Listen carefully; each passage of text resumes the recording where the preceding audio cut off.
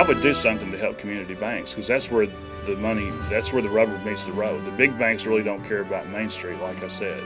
It used to be that the big banks couldn't engage in this kind of speculation that they're doing. This is where they're using a lot of the money the government gives them.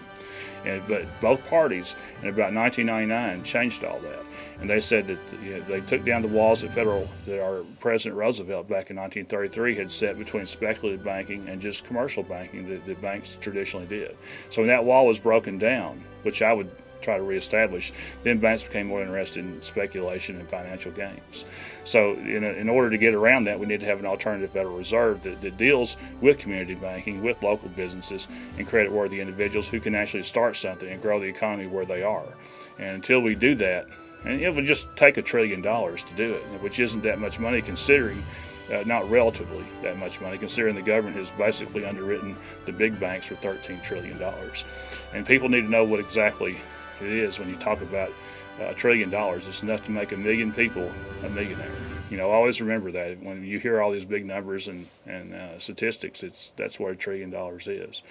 But we really need to change things, because we have terrible unemployment at this time, and we have a lot of underemployment, and we have people who've worked really hard, but their wages are not keeping up with inflation, even though their productivity exceeds inflation, according to the Bureau of Labor Statistics. I mean, people are working better, they're working longer and harder, but they're not keeping up with. They're not gaining anything economically, and that's true for probably about 80% of the population. And this sort of thing shouldn't be allowed to continue.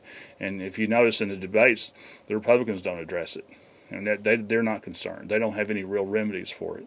All they want to do is just cut taxes again and again. And the tax cuts have not worked. I mean, we've given the businesses all the benefits of huge tax cuts, and now we have this. President Obama doesn't address it very directly. He now seems to be a little more focused on it than he was a year ago. But he's surrounded by people in the Oval Office that raise money for him from Wall Street. He's beaten all the his contenders on the Republican side in the amounts of money that he's raised. In fact, I think if you take everything that they have raised and together, it still doesn't exceed what he has from Wall Street. And he's surrounded himself with people like Daley and Jeff Immelt from GE. One time Jeff Immelt said, "I wish every factory was on a ship." He said that because he doesn't want the factory to be accountable to anybody for anything.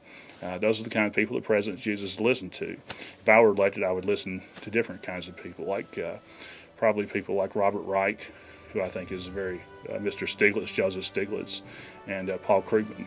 I think what they forecasted, one of them's a Nobel Prize-winner, and what they have said is much more believable and has turned out to be true. And those are the people that I would listen to.